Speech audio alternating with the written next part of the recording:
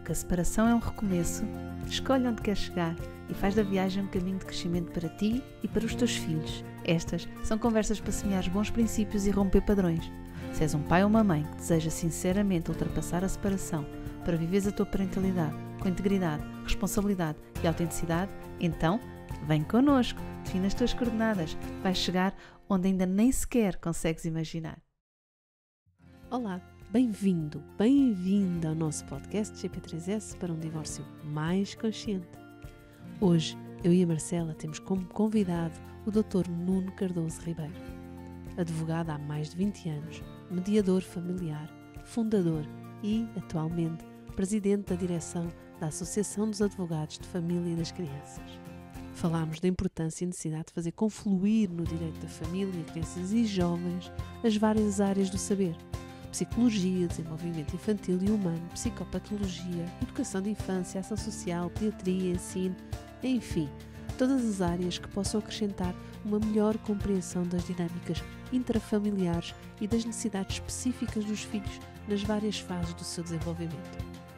E o contrário também, a literacia em direito por parte dos profissionais que direta ou indiretamente intervêm com os pais e mães que vivem a sua parentalidade não conjugal e com os seus filhos.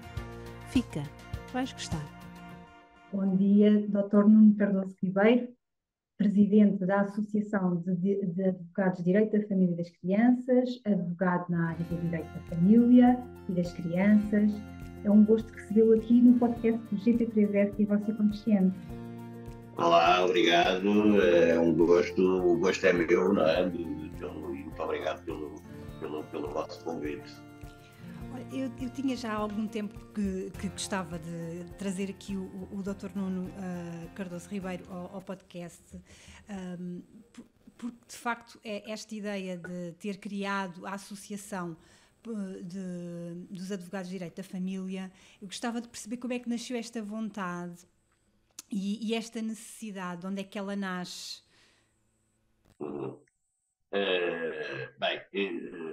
Lá está isto do direito da família, se calhar como é muitos de nós que trabalhamos nesta área, e em outras, é um processo, não é? Ou seja, começamos por trabalhar, depois vamos cada vez trabalhar mais, e no meu caso acabei por trabalhar em exclusivo nesta área já há uma série de tempo.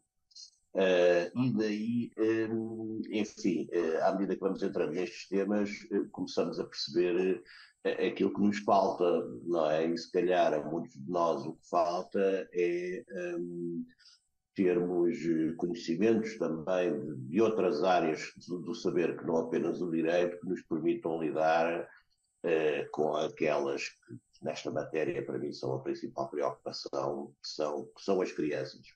E daí, e lá está, e constatando também a absoluta ausência de oferta de formação nestas áreas para juristas, não é?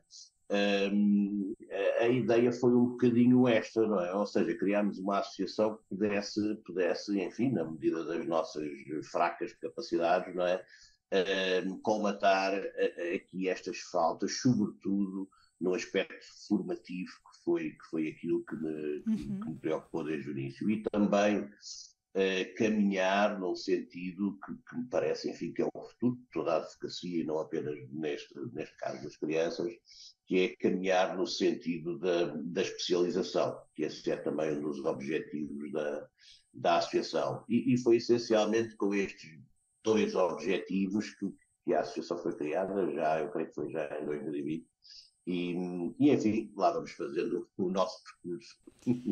Então, no fundo, eu percebo que foi aqui esta preocupação.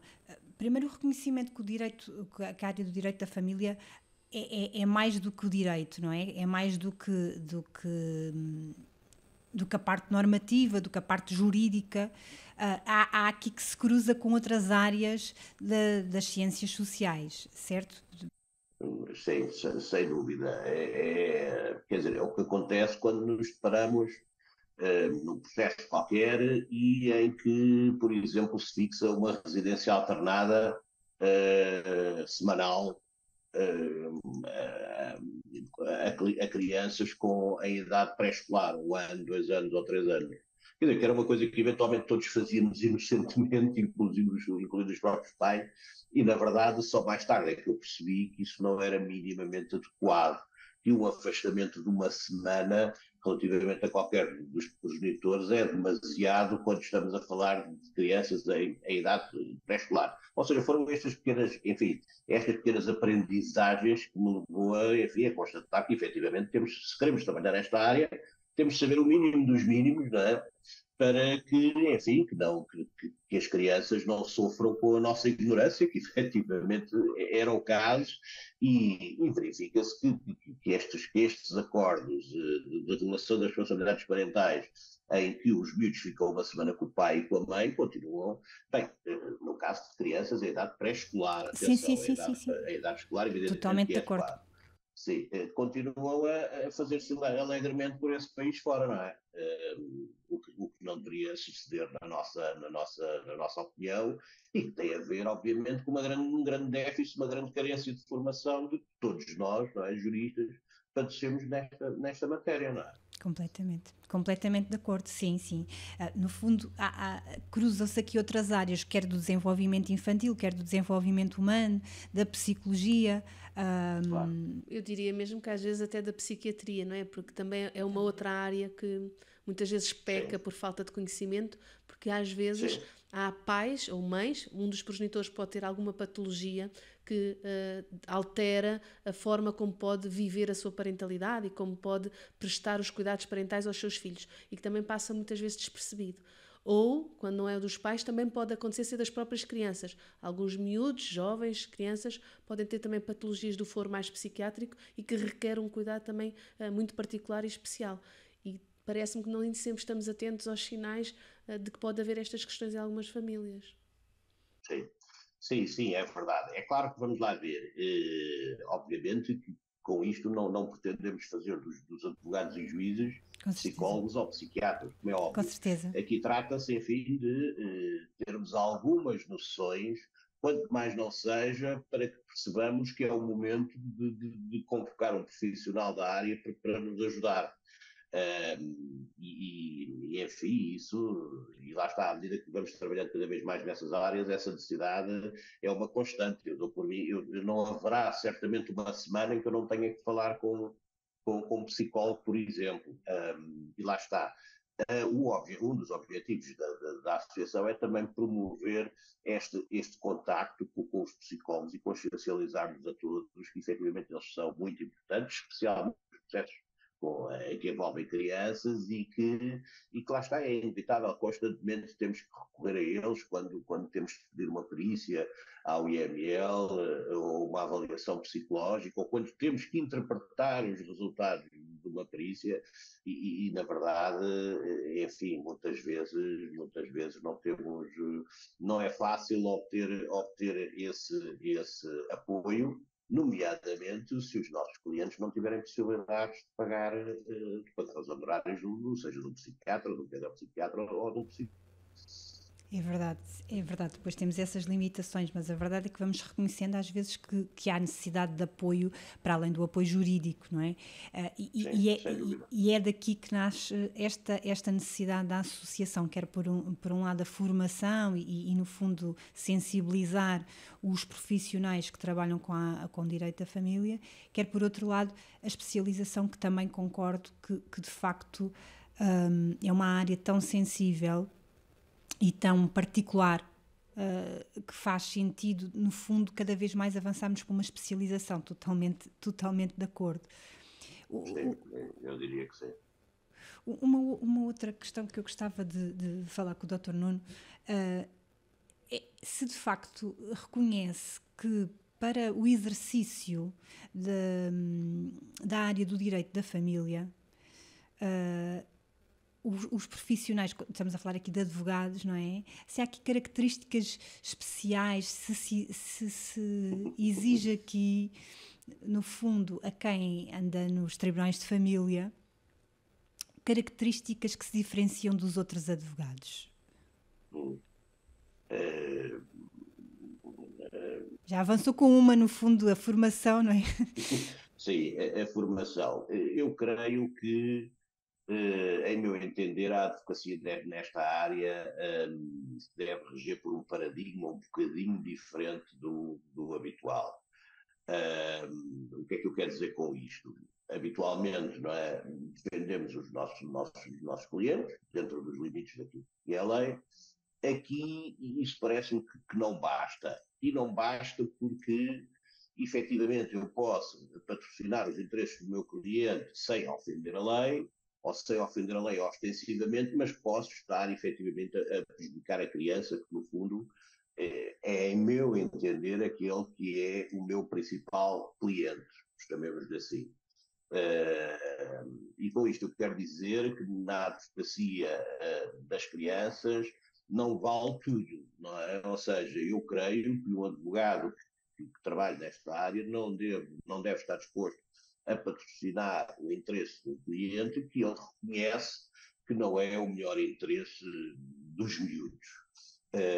Eu creio que isso é algo que todos nós que trabalhamos nesta área devemos estar, em alguma medida, imbuídos. É óbvio que nem sempre é fácil, não é? Nem sempre é fácil perceber, quando temos um cliente que quer restringir os contactos com o outro progenitor, se efetivamente estamos perante uma preocupação legítima, não é? E estamos perante uma tentativa de defender a criança, ou se estamos apenas a dar voz a um despeito a alguém que ainda não conseguiu pôr para trás a relação conjugal, não é? E está a usar o miúdo como uma arma de arremesso. Obviamente que isso nem sempre é fácil, mas sempre que temos essa percepção, eu creio que devemos agir em conformidade numa forma pedagógica, não é? Porque muitas vezes, lá está, as próprias pessoas estão tão embrenhadas no conflito parental, estão tão absorvidas pela separação. Afinal de contas, a separação creio eu, dizem os psicólogos, lá está, que é um dos eventos mais traumáticos que pode passar uma pessoa. Se calhar necessitam de alguém que lhes, enfim, que lhes elucide que a conduta A ou a conduta B pode não ser a melhor para os miúdos. E não há dúvida que nós, os advogados, temos uma influência muito grande sobre os nossos clientes, o que significa que também temos uma influência muito relevante naquela que poderá ser o desfecho do processo e na possibilidade de conseguirmos um entendimento. Por isso, vamos lá ver. Eu diria que não propriamente uma característica especial ou características especiais, mas termos presente que, efetivamente, nós não nos limitamos a patrocinar os interesses das partes que nos procuram, nós temos subjacente, ou temos que ter sempre subjacente, o interesse das crianças, sempre que, obviamente, elas estejam envolvidas neste processo. Isso parece-me que é decidido. E depois, claro, teremos ter a humildade de perceber que, relativamente a questões que se prendem com outras áreas do saber, como a pedopsiquiatria, como a pediatria, como a psicologia, efetivamente não temos conhecimentos que nos permitam, enfim, trabalhar essas matérias e temos que recorrer, no caso disso, a um profissional habilitado, não é? Que nos possa apoiar. O que lá está nem sempre é fácil, se efetivamente os nossos clientes, como muitas vezes sucede, não têm possibilidades de estar a pagar parceiros, ou consultas, ou acompanhamentos psicológicos, ok? Embora por vezes eu considero que os anos que se leva em disputas judiciais fazia sentido e poupava-se imenso, mesmo quando estamos a falar em termos financeiros, já não falo do ponto de vista da saúde e do ponto de vista de estar bem, também se poupava, às vezes estas contas aparentemente parece que se vai gastar muito dinheiro, mas às vezes resolvem-se anos de disputas judiciais. Estou a entender. Há pouco referiu aí muito bem, às vezes nós notamos, e nós também notamos aqui no trabalho que fomos desenvolvendo do GP3S, que às vezes nós não temos aqui questões efetivamente de conflitos verdadeiramente sobre parentalidade, o que temos ainda questões que vêm da relação conjugal.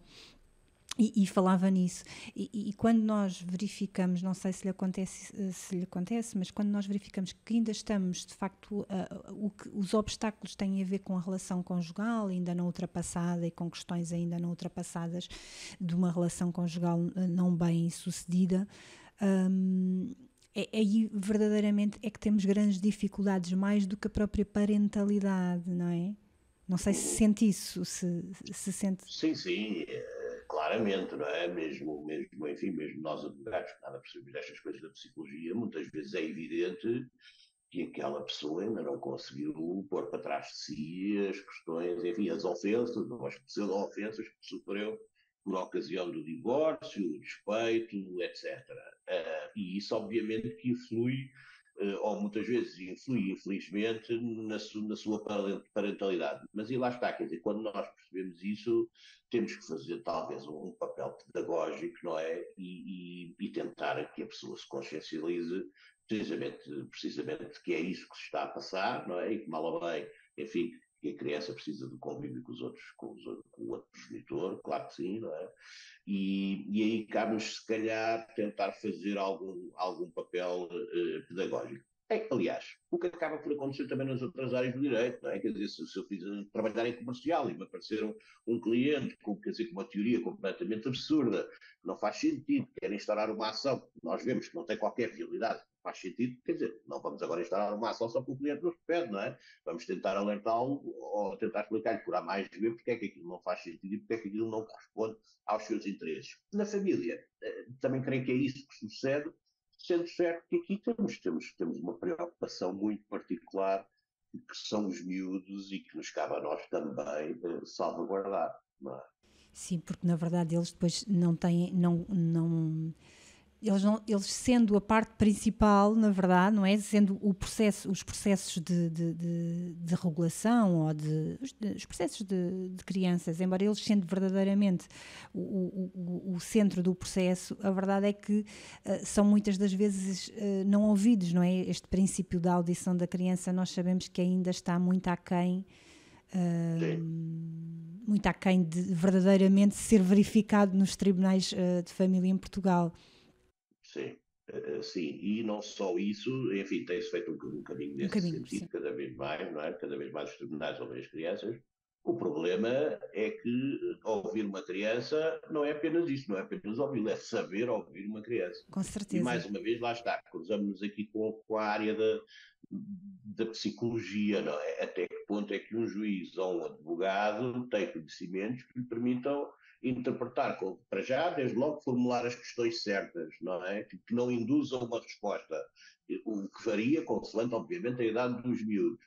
E depois, que conhecimentos é que temos que nos permitam interpretar aquilo que a criança nos diz.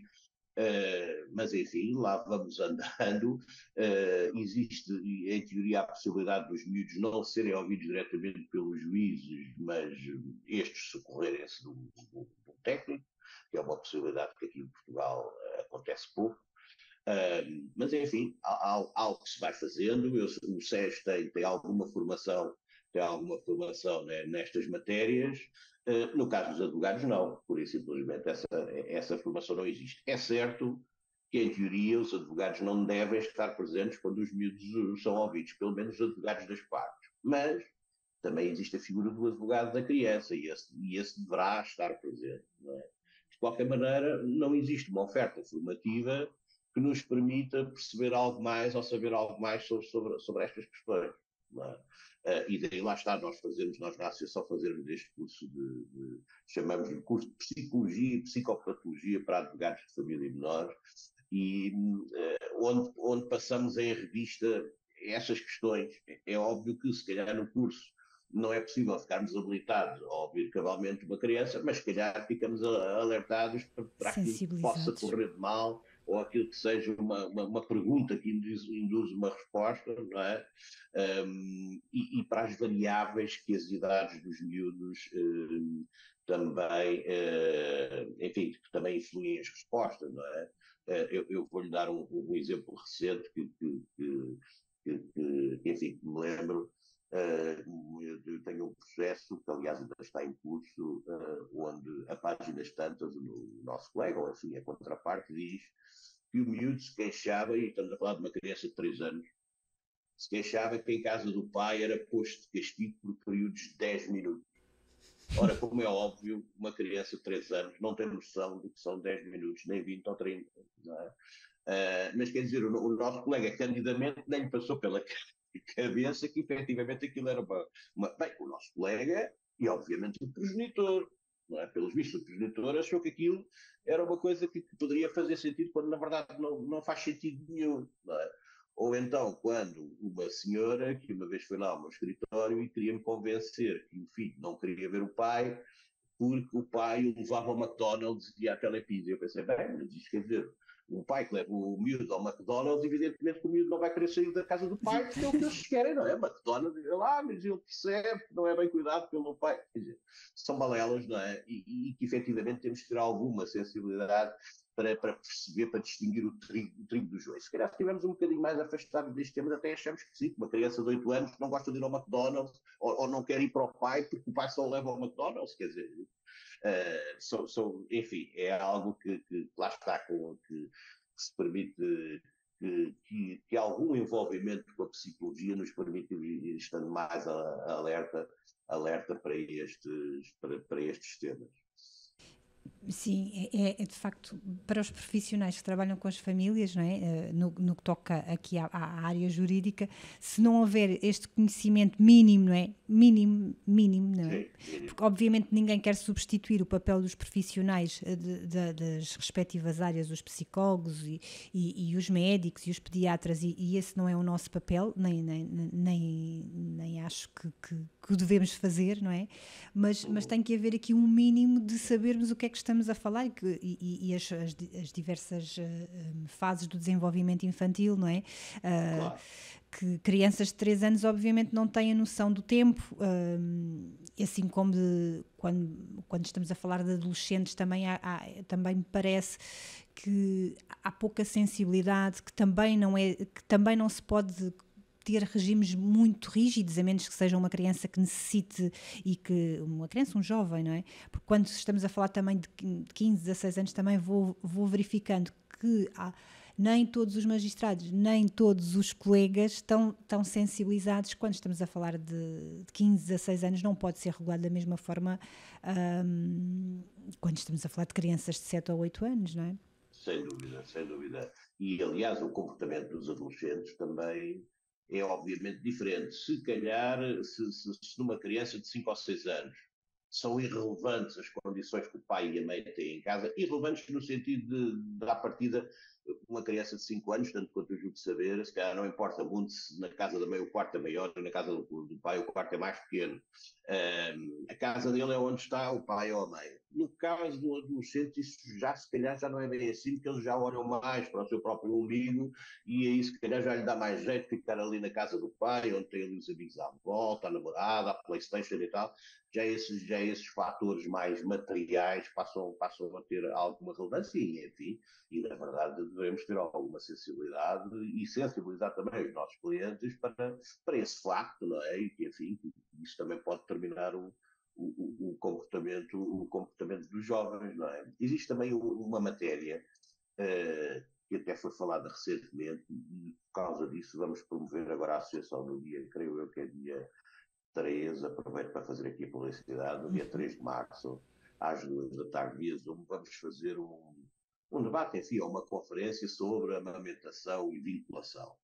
E vamos ter a professora Lígia Monteiro, do ISCTE, o professor Mário Cordeiro, também que é pediatra, como sabem, e uma juíza. Porque lá está, nesta matéria da amamentação, dá-me a ideia que é aquilo sobre todos nós temos uma ideia, não é? As mulheres e os homens, não é? As mulheres, se calhar, uma ideia mais próxima sobre a coisa, mas também os homens também opinam sobre isto. Mas, na verdade, cientificamente, qual é que é a relevância da amamentação, não é? Por exemplo, no que respeita à questão da vinculação aos progenitores. Até que ponto, não é? Até que ponto, e isto a propósito daquele caso que foi falado muito recentemente, até que ponto a circunstância, sim, do Tribunal de Cascais, até que ponto a circunstância de uma mãe estar a amamentar deve ser motivo para excluir o pai. Até quando? Não é? Na verdade, que importância é que tem esta amamentação? Lá está, todos temos uma ideia, todos temos convicções a esse respeito, mas até que ponto é que a ciência corrobora isto? E lá está, e a ideia é um pouco aprofundarmos esses temas com quem estuda na academia estas coisas, nomeadamente o professor Lígia Monteiro, o professor Mário Cordeiro, e perceber se na verdade nos tribunais temos aquela ideia, até aos 2 anos a amamentação é fundamental, e por isso o pai não pode ter pernoitas. Fará sentido? Não sei, vamos ver no dia 13 o que nos dizem os técnicos, mas há uma coisa que eu sei, esta ideia dos 2 anos da Organização Mundial de Saúde é uma recomendação mundial, o que significa que estamos a falar de todas as crianças de todo o mundo e se calhar não sei bem se é comparável uma criança que está a ser amamentada no Uganda ou na Nigéria com uma criança que está a ser amamentada em Paris. Será que a mesma lógica se aplica a ambos? Eu não sei se na Nigéria existem grandes alternativas à amamentação, que no mundo ocidental obviamente existirão. Mas o que é facto é que continuamos a utilizar este critério dos 2 anos e eu desconheço, e honestamente desconheço, se efetivamente a ciência corrobora estas regras implícitas, não é, que os nossos tribunais vão aplicando. Aí às vezes em desacordo, como se viu nesse exemplo do Tribunal de Cascais. Mas convido-as desde já a vós e a todos os ouvintes a estarem presentes, que eu acho que Parece-me um tema bastante pertinente. Acho que vai ser bem interessante para todos percebermos um bocadinho mais disto e se calhar para que os tribunais passem a ter uma abordagem talvez um pouco mais científica do que até agora temos seguido, não é? Mais sensibilizados pelo menos, não é? No que toca à parte científica, pois deixamos isso para quem efetivamente, para os profissionais da área, mas seguramente, e que cada família é uma família e cada criança é uma criança, não é? Se efetivamente, aqui no que toca às equipas de audiência técnica, nós sabemos também as limitações que elas têm, não é? Mas quando efetivamente há um trabalho de fundo bem feito, e às vezes acontece, e às vezes temos que referir que existem situações que efetivamente fazem um bom trabalho, conseguimos às vezes perceber as necessidades daquela família e daquela criança, e às vezes vem claro nos relatórios das equipas de audiência técnica, o que nos dá pistas às vezes muito, muito claras, e já me aconteceu ter essas pistas de trabalhos que equipas fizeram bons trabalhos nesse sentido, de dar pistas muito, muito claras, para além da parte científica. Parece-me que, de facto, a realidade de cada família também é importante, não é? De cada família e de cada criança. Sim, sem dúvida, sem dúvida. Eu já agora gostava de trazer aqui, reverter um bocadinho a conversa que temos tido, da importância dos magistrados, dos advogados, portanto, da área do direito ter informação sobre o desenvolvimento humano, desenvolvimento infantil, algumas pistas sobre sinais psicológicos, psiquiátricos, de algum sofrimento que as pessoas possam estar a ter para poder encaminhar. E acho que é tão bom podermos conversar sobre isto, mas também pensar o contrário, que é, então, os técnicos, os psicólogos, os pediatras, os professores, os educadores, também terem informação sobre a parte mais jurídica, não é para serem advogados, nem sequer para estar nesse papel, mas também para ter uma informação e uma literacia em relação a este assunto, que também possa orientar os pais a gerir as suas expectativas de forma mais adequada. Porque também vejo às vezes o contrário, não é? Os outros profissionais das outras áreas também a confundirem as pessoas, sem querer, muitas vezes na melhor das intenções, aliás, parte do pressuposto que sempre na melhor das intenções, mas a confundir também aqui alguns dos princípios, dos valores e das orientações que também temos que esperar à partida destes profissionais do direito. Sim, eu acho que o que diz faz todo o sentido, efetivamente. Estas equipas da audiência técnica especializada, talvez fosse todo pertinente, ou fosse muito pertinente eles perceberem, quer dizer, o funcionamento elementar dos processos, o que é que se espera deles, o que é que diz a lei. Creio que sim, creio que também faria todo o sentido, lá está, até para eles não passarem às pessoas informações menos corretas, porque eles próprios estão convencidos que é assim ou assado, e se calhar não é. Talvez fosse uma omissão que talvez também devesse ser corrigida, sem dúvida que sim. Parece-me que sim. Sim. E nas instituições educativas, não é? Seja logo nos berçários, pré-escolar, mesmo depois nos anos mais avançados, muitas vezes surgem questões na escola muito práticas do dia-a-dia. Quem é que pode ou não pode ir buscar? Pode entregar, não posso entregar? A mãe diz que posso visitar, o pai diz que não. E, portanto, os próprios profissionais conseguirem ler aquilo que são os acordos, perceberem aquilo que são os fundamentos da lei, para pelo menos conseguirem ter uma atitude também ela pedagógica em relação aos pais. Sim, sim, sem dúvida. Esse exemplo da escola, de facto, é muito bom, é uma coisa que acontece constantemente. A questão da escola recusar-se a prestar informação a um dos progenitores é outra, e faria todo o sentido, efetivamente, que houvesse alguma literacia jurídica dessas pessoas que acabam por ter contacto com o sistema judicial. No caso das polícias, por exemplo, a GNR, quando promove os cursos, que eu creio que eles chamam, enfim, que é uma habilitação interna para aqueles militares que irão tratar destas questões, eles fazem os cursos internos e existe uma componente em que se dá conta de como decorrem estes processos de família e, aliás, eles já me convidaram umas quantas vezes para ir ali à Escola da Guarda, precisamente, dar essa Bons sinais parte. dos tempos.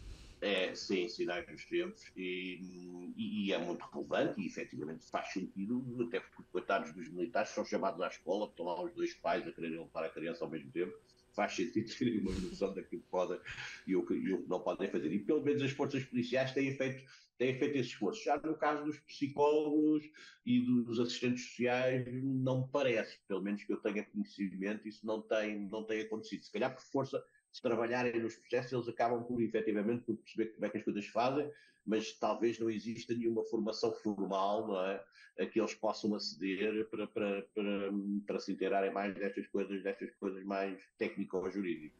Nós temos sentido aqui no trabalho que temos desenvolvido no GP3S, do divórcio consciente, que de facto os profissionais que mais nos procuram em termos de formação são exatamente os profissionais, os psicólogos, que sentem efetivamente uma lacuna grande nestas famílias que acompanham com uma parentalidade mais contenciosa, que se passa muito por os tribunais, sentem de facto aqui um desconhecimento de como é que de facto as coisas se processam em tribunal, e muitas vezes estão a apoiar famílias, crianças e pais e mães que estão a passar por processos judiciais neste contexto de parentalidade, e desconhecem efetivamente. Por isso sentimos que os próprios psicólogos estão a sentir essa necessidade de perceber o que é que a lei diz sobre isto, como é que efetivamente, o que é uma conferência de pais, o que é uma equipa de audição técnica especializada, o que é isto? Eles próprios sentem necessidade e reconhecem, estou a sentir que também é esses sinais dos tempos, de virem à procura de esclarecer estas dúvidas, porque há este cruzamento destas áreas, é muito claro que, de facto, o direito da família se cruza com as demais áreas e que os outros profissionais que apoiam estas famílias também sentem, claro. Também sentem que procuram, que têm que ir à busca desse conhecimento. Claro. É verdade, e quando eles, enfim, são chamados a prestar depoimento em tribunal, podem eventualmente sentir alguma insegurança, não é? Quando são questionados pelos advogados, pelos juízes, pelos mestrados do MP, poderão eventualmente não saber bem, mas será que efetivamente fiz bem, não fiz, posso dizer isto, não posso dizer aquilo? É natural que sim, faria sentido se calhar que eles próprios tivessem também alguma formação, sem dúvida que sim. Nós também temos tido alguns técnicos do CAFAP que têm feito formação connosco e partilhado aqui muitas experiências e reflexões, e é interessante porque numa outra ponta do espectro, não é? Divórcio consciente versus divórcio altamente litigante e contencioso, também as medidas e a intervenção tem que ser bastante diferente. E nestas equipas o que nós percebemos é que a tentação e a tendência é para ir para projetos muito terapêuticos, e que muitas vezes em famílias que estão muito litigantes e com baixos recursos emocionais pode não ser o melhor caminho, e às vezes precisamos fazer um caminho um bocadinho menos profundo do ponto de vista psicoterapêutico e fazer uma coisa mais do dia a dia, da prática, de ter mecanismos muito práticos, muito pragmáticos, muito diretos de se regularem, de se comportarem, de funcionarem, ir menos para o entendimento e mais para o funcionamento. E tem sido também interessante este trabalho, esta parceria e esta reflexão conjunta. Sim. Sim, na verdade, vamos a ver, nota-se cada vez mais interesse nestas coisas da família e do direito da família, e o futuro será um bocadinho por aí, ou seja, caminharmos para as soluções que farão mais sentido e que tipicamente serão as que estarão mais distantes dos tribunais, não é? Sem dúvida que sim. E este interesse, enfim, crescente no direito da família e nestes temas, acho que, e bem, nos está a conduzir nesse caminho, o que é ótimo, não é? Claro que sim. Sim, eu defendo que de facto o direito da família é a base do direito. Quando falha o direito da família, naturalmente isto vai se repercutir nas outras áreas, no direito criminal, no direito... vamos ter aqui personalidades mais contenciosas, mais vamos encontrá-los nas outras áreas do direito, nos outros tribunais, seguramente. Por isso, esta área é nuclear. Eu pelo menos entendo que sim. Dr. Nuno Cardoso Ribeiro, muito obrigada pelo seu contributo, obrigada pela sua participação, não só hoje aqui no podcast, mas todos os dias neste caminho e dar visibilidade à área do direito da família e o seu contributo que vai fazendo na sua prática diária, que me parece que é essencial e que é por aí que o ramo do direito da família tem que efetivamente continuar. Eu é que vos agradeço pelo convite e também pelo trabalho de divulgação, quer dizer, enorme que vocês também têm feito nesta área e pela abordagem diferente a esta matéria, que é uma coisa arejada e que faz sentido que seja oferecida a quem enfim, está a passar por este momento difícil do divórcio e tal. E claro que sim, por isso eu é que vos agradeço. Tá bom? Muito obrigada. Muito obrigada. Ok, obrigado eu. Bom dia. Bom dia.